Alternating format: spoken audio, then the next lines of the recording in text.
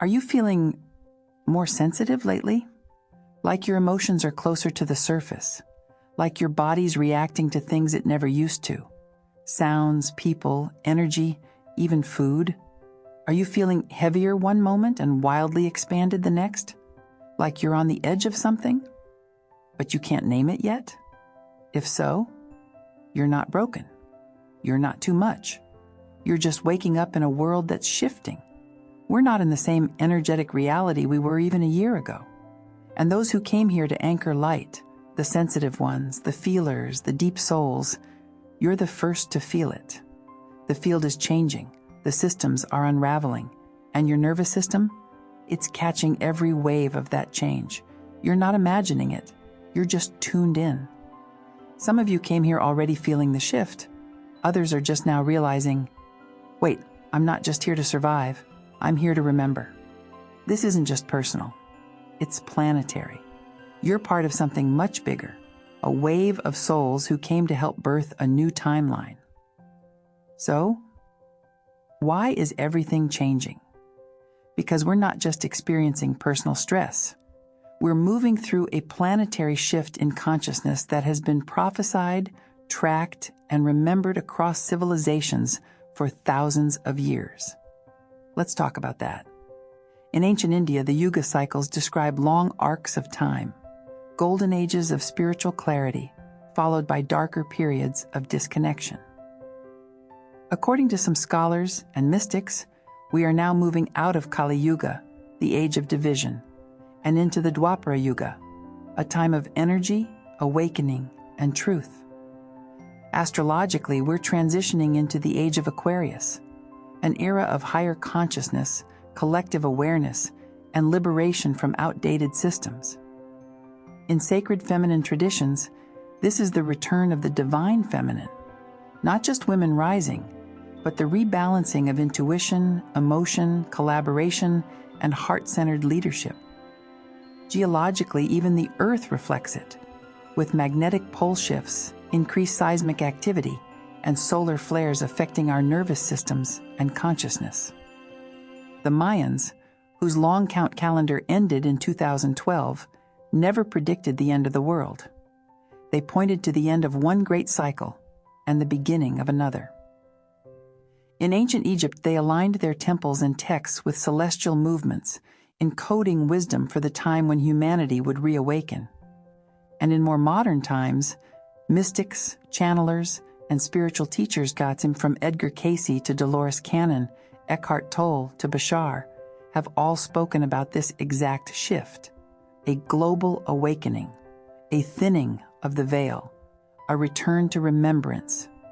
This moment we're living in, it's been whispered about across timelines, and you're feeling it because you came here to be part of it.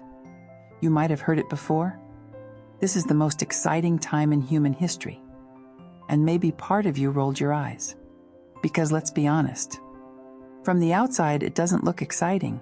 It looks like division, pressure, confusion, burnout. It looks like systems breaking down and no clear answers rising up. But here's the truth. Excitement doesn't mean easy. Excitement means significant, unprecedented, alive.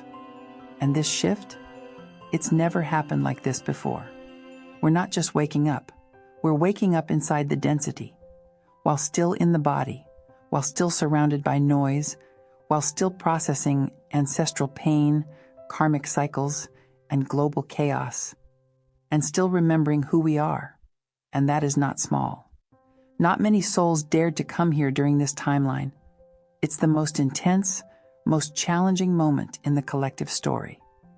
Because Earth is not just shifting lightly. She's shifting deeply.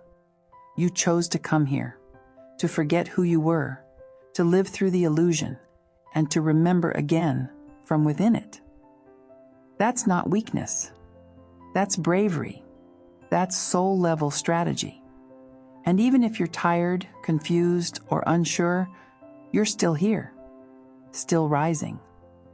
Now, let's talk about how this shift actually feels on the inside. Because it's not just global systems falling, it's personal. You might feel more emotional than ever, Old wounds rising, unprocessed grief, sudden waves of joy, rage, love, or confusion, sometimes all in the same day. You might notice your relationships shifting, people falling away, connections that once felt aligned now feel heavy or forced. New soul-aligned beings entering your life seemingly out of nowhere. You might find that your spiritual gifts are turning on or turning up. Vivid dreams, intuitive hits, synchronicities, a strange feeling that something bigger is guiding you, or even moments where time, reality, or identity feel different. This is what awakening looks like in real life. Messy, magical, disorienting, and divine. You're not alone in this, and you're not imagining it. You're shifting, inside and out, because you were always meant to carry light through the transformation. And now, you are. So how do you navigate a time like this, where everything outside feels uncertain, and everything inside feels like it's rearranging? You remember this. You're not here to control the chaos. You're here to anchor peace in the middle of it. You don't need to have all the answers. You just need to stay connected to what's real. Here are a few ways to stabilize your frequency as the world continues to shift. Stay in your body. Movement, breath, stillness, water, anything that helps you land in the present moment is medicine. Simplify. In a world unraveling, clarity comes from simplicity. Choose what matters, release what drains, connect to the earth. She's not just shifting, she's guiding. Sit with her, walk barefoot, listen, create space to feel. Don't spiritual bypass your emotions. They're part of the clearing.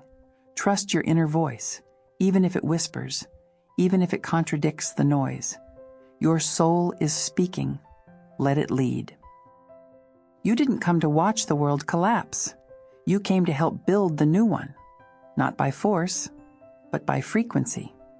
Every time you choose presence over panic, curiosity over judgment, softness over fear, you shift the field for everyone. This is what light work really is. Not perfection, not performance, but presence. And even if you forget sometimes, even if you fall apart and come back together again, you're still part of the shift, still rising, still here, exactly where you're meant to be.